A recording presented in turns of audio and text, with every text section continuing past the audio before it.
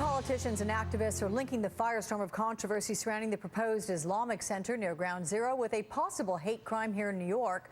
An immigrant cab driver was stabbed multiple times after being asked if he was Muslim. New York's Governor David Paterson responded saying, quote, "In the wake of the alleged hate crime against a New York City taxi driver, I must take this opportunity to remind New Yorkers that we cannot and will not allow bias and ignorance to infect our communities and deny our hardworking, innocent residents the respect they deserve." Joining me now is Erica Payne, founder of the Agenda Project. And Erica, good morning to you. Thanks for joining us. Oh, sure. Thanks for having me. I know that your group released a video criticizing politicians, including Governor Paterson, whom we just heard from in that quote, who've opposed Park 51. Right. Why so? Why do you criticize that? Well, it was a long process that we went through before we decided to put out the video.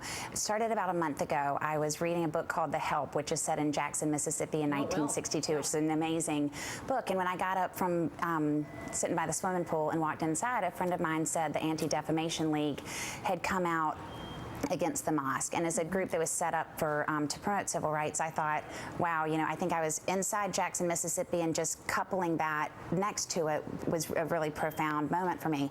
And I went into my office on Monday. A woman who works with me is a very devout Muslim, and you know, we've got an assortment of people in our office, but we sat and said, you know, should we do something about this?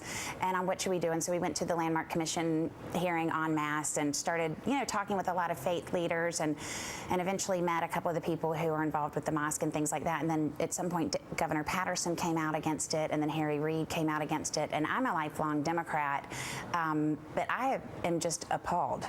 Well, what do you see? But what do you see the role as being of politicians in this instance? I mean, there's a firestorm out there. Right. Well, I mean, the problem is that there's a firestorm out there, and the politicians, instead of doing something to return us to the very first principle that we wrote down in putting this country together, which is freedom of religion and, you know, freedom to pray in the way that you want, what they've done instead is use this issue to divide us.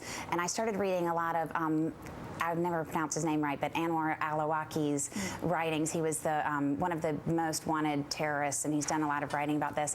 And he talks about how the West will turn against its Muslim citizens. And if you read through a lot of his writings, you see, wow, we're you know, we're exactly doing the thing that the terrorists most want.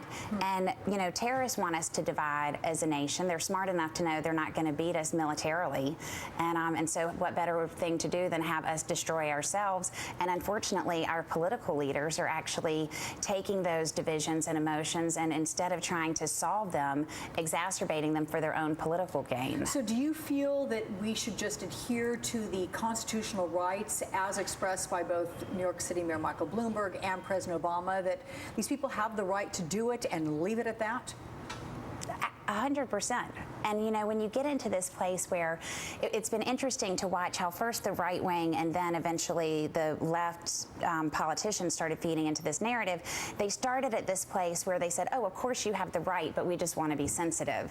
You know, and that seems like a very logical argument. Right, but then what ends up happening is that, you know, all of this talk of sensitivity, and before you know it, you've got politicians all over the place telling a group of people to not do something, which has the net effect of denying them their civil rights. Yeah, you know? I do know, and it has been the subject of much discussion and will continue to be. Erica Payne with the Agenda Project. Thank you so much. Thanks so much.